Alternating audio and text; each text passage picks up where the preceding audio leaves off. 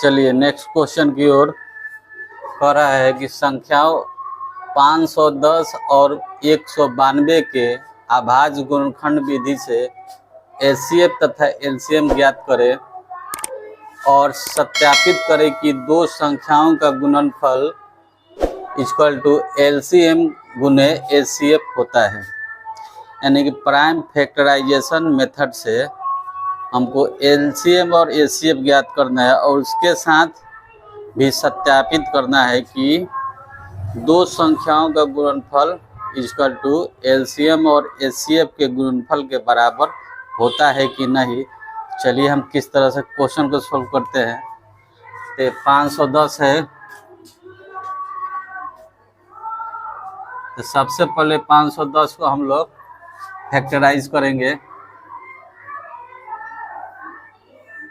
2 से जाएगा 2 दूना 4, 2 पचे 10, 2 पचे 10। अब कितना से जाएगा? 5 से जाएगा 5 25 और 5 एक मरतबे। फिर 3 से जाएगा 17 बार। अब नहीं जाएगा, इसको लिख देंगे 2 गुने 3 गुने 5 गुने 17। अब 192 का फैक्टर निकालेंगे।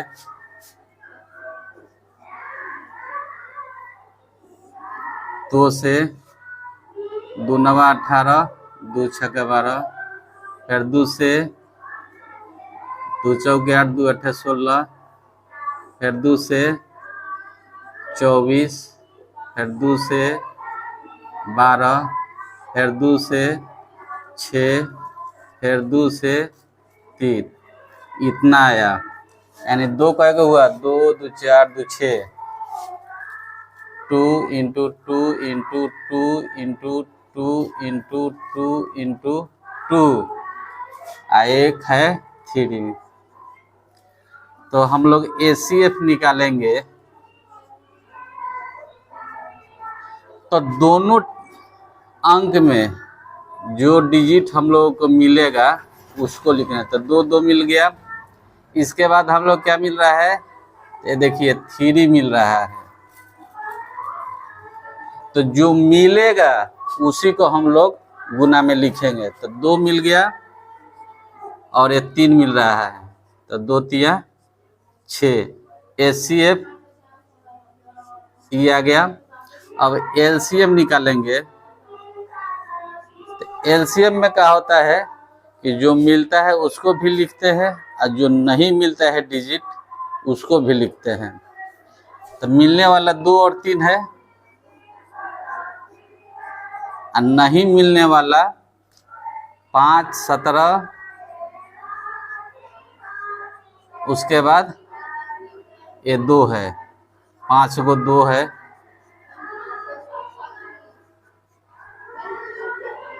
अब इतना में सब को गुना करेंगे तो कितना आएगा? तो 16,320 गुना करने पर इतना आएगा। एलसीएम ये हो गया। तो हम लोग एचसीएफ और एलसीएम निकल गया। अब सत्यापित करेंगे। तो सत्यापित करने के लिए कह रहा है कि दो संख्याओं का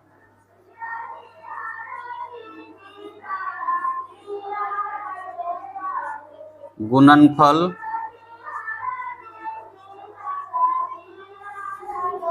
इक्वल टू एलसीएम गुने एचसीएफ। हम लोगों को ये प्रश्न से ही कह रहा है। तो दो संख्याओं का गुणनफल यानी कि संख्या क्या दिया है? तो 510 दिया है और 192 दिया है। तो 510 गुने 192 इक्वल टू एलसीएम। तो एलसीएम हम लोग कितना आया? 16,320।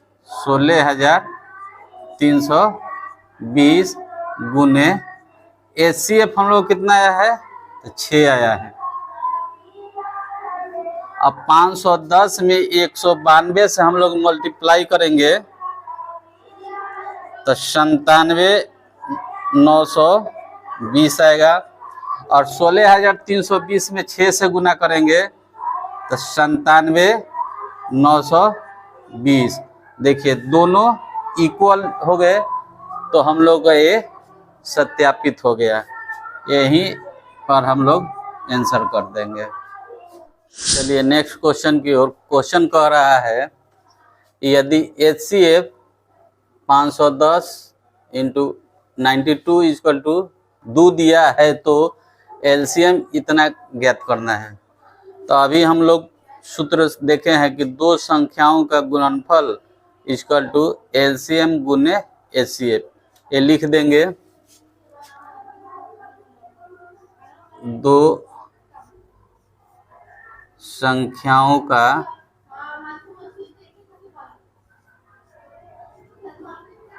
गुणनफल इक्वल टू LCM गुने HCF। तो हम लोग LCM निकालने के लिए कर रहा है। LCM कोष्ट में है 510,92 इक्वल टू क्या होगा। तो दो संख्याओं का गुणनफल ऊपर, तो संख्या क्या दिया है, तो 510 गुने 92 बाई HCF 510,92। तो 510 गुने 92 बाई HCF इतना का वैल्यू हम लोग को दे रहा है 2। अब 2 से काट देंगे इसको, 2 चौके 8, 2 छक्के 12, यानी 510 में गुना करेंगे 46 से, तो कितना आएगा गुना करके, तो 23,420। ये हम लोगों का आंसर होगा। चलिए नेक्स्ट क्वेश्चन की ओर कह रहा है कि जांच करें कि क्या 6 टू द पावर n का अंतिम अंक शून्य है जहां n एक प्रकृत संख्या है। इस तरह के क्वेश्चन को सॉल्व करने के लिए क्या करेंगे कि एक ट्रिक बता रहे हैं कि जो उसका गुणनखंड होगा वो 2 के पावर n और 5 टू द पावर n के फॉर्म में उसका फैक्टर होना चाहिए। अगर इसके फैक्टर में हो जाएगा तो इकाई के अंक शून्य हो सकते हैं। अगर इसमें से एक भी नहीं रहेगा तो उसका इकाई का अंक शून्य नहीं हो सकता है। तो आइए इस क्वेश्चन पर सबसे पहले क्या करेंगे कि मान लेंगे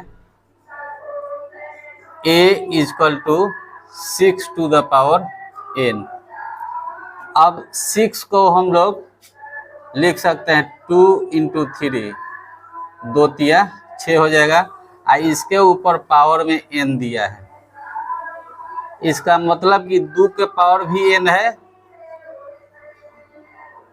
गुने और 3 के पावर भी n है, यानी 2 के पावर n गुने 3 के पावर n हो गया। और 2 और 3 हम लोग क्या है, आभाज्य संख्या है। हम लोग को लाना था किस फॉर्म में, तो इस फॉर्म में लाना था। तो यहाँ 2 तो हम लोग को मिल रहा है, लेकिन यहाँ पर ये 5 नहीं है, यहाँ पर 3 दे दिया है। इसलिए हम कह सकते हैं कि 6 के पावर n इकाई का अंक शून्य नहीं है। 6 टू द पावर n का अंतिम अंक शून्य नहीं है।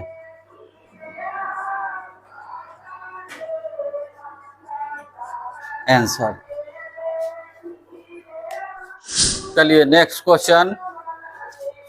बताएं कि 7 गुने 11 गुने 13 जोड़ 13 और 7 गुने 6 गुने 5 गुने 4 गुने 3 गुने 2 गुने 1 प्लस 5 क्यों विभाज्य संख्या है। इसको सॉल्व करने के लिए क्या करेंगे कि मान लेंगे a इक्वल टू इतना 7 गुने 11 गुने 13 प्लस 13। इसमें से क्या करेंगे कि हम 13 को कॉमन ले लेंगे। कॉमन लेंगे तो क्या बचेगा 7 गुने 11 अब प्लस ही 1 बचेगा। 13 गुने 11 सते 77 एक जोड़ देंगे 78 हो जाएगा।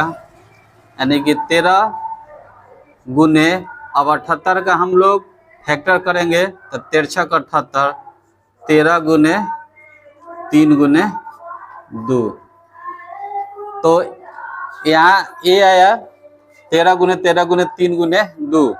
अब क्वेश्चन करें कि विभाज्य संख्या है कि नहीं है बताना है।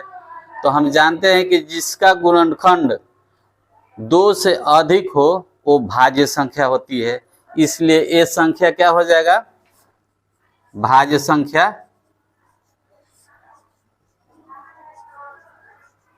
है। इसी तरह से अब इसको हम लोग सॉल्व करेंगे। इसको b मान लेंगे। b इक्वल टू 7 गुने 6 गुने 5 गुने 4 गुने 3 गुने 2 गुने 1 प्लस 5। इसमें से हम लोग 5 कॉमन ले लेंगे तो क्या बचेगा 7 गुने 6 गुने 4 गुने 3 गुने 2 गुने 1 आई तो कॉमन हो गया तो 1 बचा। 5 गुने अब इतना में गुना करेंगे और 1 जोड़ेंगे 1008 आएगा। अब 5 गुने अब 1008 का हम लोग फैक्टर निकालेंगे।